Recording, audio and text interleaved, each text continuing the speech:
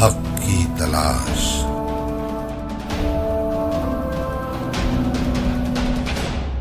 منصب بہت بڑا ہے، فریضہ بہت بڑا ہے، ذمہ داری بہت بڑی ہے، اور خاص طور پہ اللہ کے رسول صلی اللہ علیہ وسلم نے امت کو جو پیغام ہدایت خدا کا پہنچایا، امت میں اگلے طبقات تک پہنچانے کے لیے ذمہ داری جو بنتی ہے جن لوگوں کی، ان میں سے ایک امام بھی ہے۔ تو امامت کا منصب اس لحاظ سے بہت بڑا ہے، اور اللہ کے نبی صلی اللہ علیہ وسلم کی ایک طرح سے جو امام ہوتا ہے وہ اللہ کے نبی صلی اللہ علیہ وسلم کی نیابت کرتا ہے اللہ کا پیغام پہنچانے میں، اللہ کا پیغام امت تک عام کرنے میں،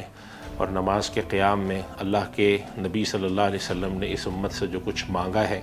امت کو اللہ کے راستے پہ چلنے کے لیے جو تعلیم دی ہے، اس کو عام طبقات تک پھیلانے کے لیے جو ایک بہت بڑا کردار ہے وہ امام مسجد کا ہے اور امام کا ہے۔ ائمہ کا کردار تھا وہ لوگوں میں ہدایت کے لیے، لوگوں میں تقویٰ پھیلانے کے لیے، لوگوں میں علم پھیلانے کے لیے، اللہ کے پیغام کو عام کرنے کے لیے ہوتا تھا۔ آج جو ہم نے ایک محدود کر کے صرف یہ تصور کر لیا ہے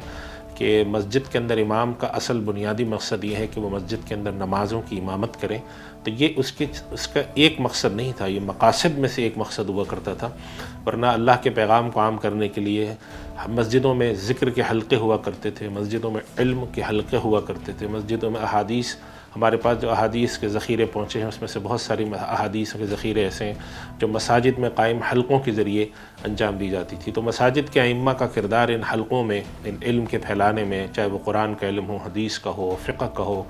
اصول فقہ کا ہو، اصول حدیث کا ہو، اس کے اندر مساجد کا اور اس طرح کے اداروں کا بہت بڑا کردار رہا ہے۔ تو امام مسجد کا کردار تاریخ میں بہت بڑا، عظیم، اور ایک مسلمان معاشرے کے اندر اس کی فکر کو سنبھالنے کے لیے، اس کی فکر کی قیادت کرنے کے لیے بہت معروف اور بہت مشہور رہا ہے۔